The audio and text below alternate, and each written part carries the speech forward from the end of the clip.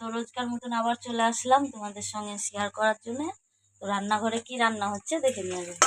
এই যে আগেই আমি বসিয়ে দিয়েছি চিংড়ি মাছ ভাজতে।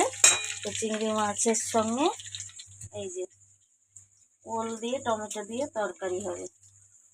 তো চলো শুরু করা যাক। মাছটা ভেজে তুলে নিয়েছি, এবার দিয়ে দেবো পাঁচফোড়ন,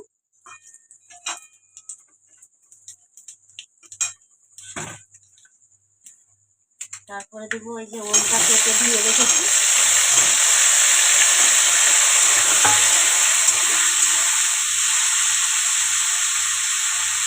হলুদ, লবণ।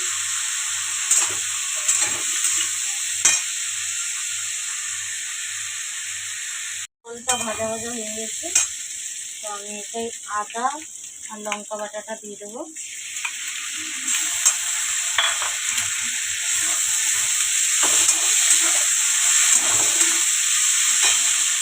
টমেটোটা দিয়ে দিলাম, জিরের গুঁড়ো,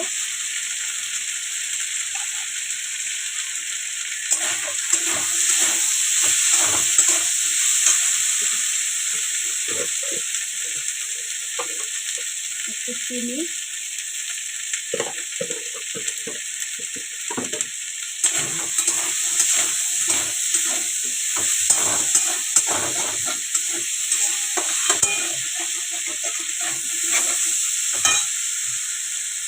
তো দেখো এটা কষানো হয়ে গেছে।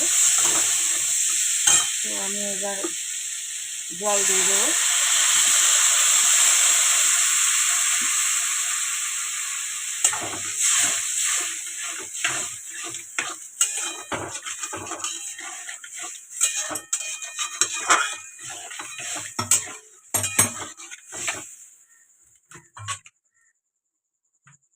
এবার চিংড়ি মাছটাও দিয়ে দেবো।